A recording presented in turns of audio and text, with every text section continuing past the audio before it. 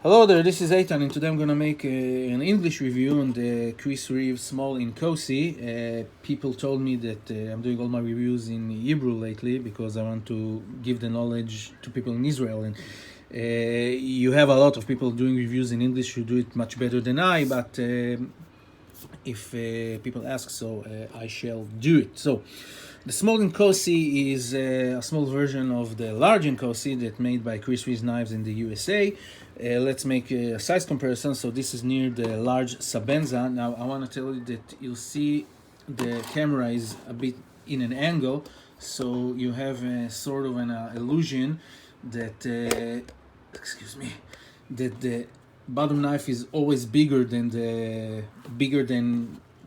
it is from the one at the top. So take it under consideration. So this is near the Sabenza 31. It's small, it's like a 70%. This is near the Strider SMF. As you see, it's around the 65-70%, even less. This is near the Buck 110. As you see, small knife, it's thin, but still. And this is near the PM2. And this is near the Cold Steel Code 4, which is a more less fancy version of the Inkosi. Well, the Inkosi by Reeve, I think it says, I forgot. It says Chief or something like that. Anyway, in Zulu. Anyway, the Inkosi is supposed to be sort of a more robust version. I don't know how it is. Let's talk the numbers, and I'll do it in the metric system. So we have 71 millimeters, I think, 71 millimeters of blade. We have blade thickness of 3.1 millimeters. We have overall length of 166 millimeters by Reeve website, and we have weight of 85 grams. Now this knife made by S35VN hardened to 59 to 60 Rockwell, and the handle is made of titanium. This version is with micarta linear. Now this knife costs, the plain version, around $375 US, which is a lot of money. So let's talk about the parts.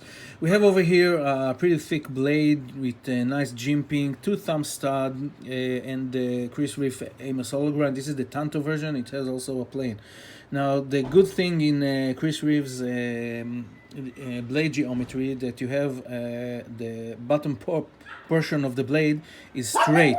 It doesn't curve. So if you sharpen the knife a lot of time, you won't lose your performance, because it will stay the same thickness and angle relatively to the upper part. I mean, until you sharpen too much. Unlike, let's just see, the Cold Steel Code 4 here, if you'll sharpen it, I think a millimeter, so you'll have to thicken it by the side, because you're gonna lose your, you're gonna hurt your performance. Now, also, this knife have a very, very nice action, thanks to the, over here they have sort of a big washers, those copper washers.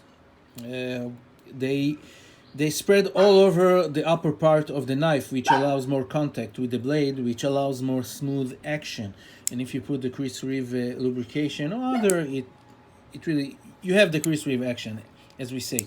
The handle itself is made of titanium, full piece. They didn't do any material removal inside, frame lock, and they have this ceramic ball, detent, something like that, that allows the knife to be open and closed without lock stick and for a long time of period. So the action is very, very nice, and you can even open it like that. You don't feel any problem here. It's like air, but the knife won't move anywhere. It's really steady. All the mechanism, taking it apart or together, also same as we know from Reeve Sabenza, it's very simple. The pivot here is larger, and you have some sort of a Chicago screws over here that I didn't get it. Maybe it's too, I didn't get it, but it's okay. it's really easy to open it and close it. So as you see, so now there isn't much of a difference in the mechanism if you or near the Sabenza. They have small tweaks as you get a thumb stud in both sides, and I prefer, though I'll touch the thumb stud later. You have over here jimping a bit different, and you have this groove here, and the jimping in the Sabenza is a bit more aggressive. Same action and the pivot and the screws. That's it. I mean, you don't have much of a difference between this and the Sabenza 31. Okay, you see that this is the same platform, and you enjoy it from the same benefits, which is the good action, the easy, the high quality, very high quality knife, the excellent geometry, the good, the great fit and finish, the easy assembly, disassembly, the Chris Reeve policy. You get all the tools that you need to assemble and disassemble it. So we have over here, I can't add too much because we all know Chris Reeve and we talked about it a lot, and I mentioned it in other reviews like others do. Now what I less like in this knife, first of all, due to its size, the ergonomics here are not ideal, not for me, because if you apply a bit of pressure, this is dig into my finger, and I don't like my pinky over here. It's like free. I don't like it too much. So maybe they should go in the Sabenza style, but then it won't be Inkosi, it will be Sabenza. Okay, so I think they should do something more to change the ergonomics over here in the small version, because it's not that nice. Another thing that I don't like in the small version, I think they can make the blade a bit thinner. I'm not the first one who says it.